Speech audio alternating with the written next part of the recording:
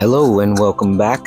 My name's Dave and this is Motivation Effects. I've really enjoyed creating these videos where I just basically talk and ramble about what I think is interesting and what I've learned spiritually. It's been a real learning experience and it will continue to be, as I am not a professional talker and I'm not even a professional on what I talk about. Anyway, having said that, I wanted to share this idea I had. I love analogies.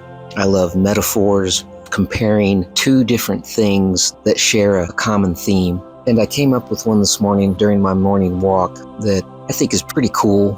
Not sure if I'm the only one who's ever thought this, but for right now, I'll just give myself the credit for coming up with it. This idea came from a series of YouTube videos that I wasn't really looking for or searching for. It just kind of popped up and I clicked on it. This was months ago. And the videos were bushcrafters. If you don't know what a bushcrafter is, look them up on YouTube. These guys, I'm sure women do it too, basically leave the comfort of their home wherever they live, where they have running water, heat, they have food, they have stores within a few minutes of driving to get whatever supplies they need or whatever food they need. They stuff everything they can into a backpack and they travel sometimes hundreds of miles into the middle of nowhere to quote unquote survive for a week, 2 weeks with nothing but what they brought and the wildlife surrounding them. I got hooked on these videos so quickly because I enjoy learning about other ways of life that is different than mine. I have a certain lifestyle that I'm used to, and anytime I can learn about someone else living a completely different lifestyle, that to me is just fascinating. And these guys are basically surviving, usually by themselves, just for the thrill of it.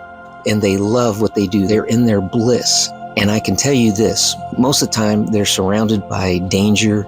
They have to work fast and get things set up in their little camping area. They have to create fire. They got to find a water source. If they don't have a tent, they have to build a shelter. I mean, it's just incredible. I don't do that, okay? I've never done that. I've gone camping a couple times, but I wouldn't call it bushcrafting, that's for sure.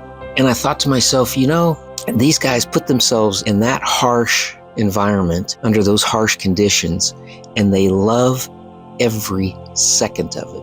Why couldn't I think of myself as a spiritual bushcrafter? I know that I'm not a human having a spiritual experience. I'm a spirit having a human experience. I know who I am and what I am. And basically, we're all gods. That's for another video, but the short answer is we are gods. We are all that is. We are the universe. And we come here in a dream to this 3D illusion called Earth to survive. It's really like bushcrafting for God. The difference is that most of us, and all of us at some point, we don't enjoy the challenges. We don't enjoy the problems that pop up. We don't enjoy those mountains that we're staring at thinking, there's no way I can get around this mountain. I can't go over it. I can't go under it. We just have this natural disdain for things that don't go our way. I know I did for most of my life, especially when I was younger. I really disliked anything that tried to interrupt whatever project I was doing, whatever idea that I had. I didn't like taking the time to try to solve problems that would come up. Just absolutely hated it. Now, I'm a little bit older now. In the last 10 years or so, I've learned that challenges, problems, setbacks are just a part of life. And that's a part of bushcrafting. You know, these guys do not put themselves in the middle of nowhere with a few items to survive on and think this is going to go perfectly. In fact, it never does. There's always something that breaks. There's always something that goes wrong. There's always a situation that pops up where they have to figure out how to solve that problem, or they're in danger of unaliving themselves. But they are in their bliss 100% of the time. And I want to be a spiritual bushcrafter.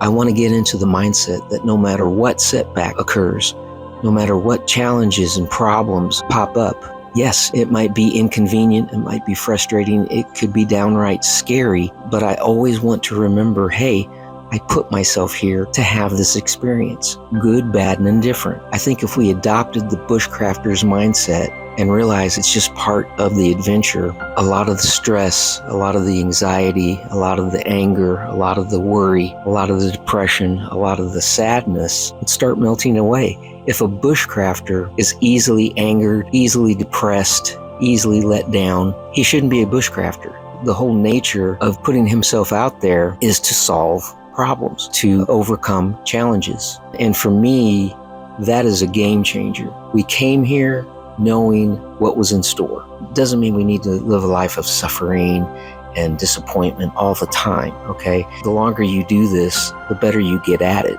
But you're never going to live a life of rainbows and puppies and birthday cake 24/7. Something is always going to happen to challenge us. That's the nature of the game. So I just wanted to share that analogy and take credit for it. No, I'm just kidding. I'm sure someone else has thought about that as well, but I've never heard anybody compare our life here on Earth to bushcrafters. So that's it. I hope you found this interesting. Thanks for watching. I'll see you in the next video.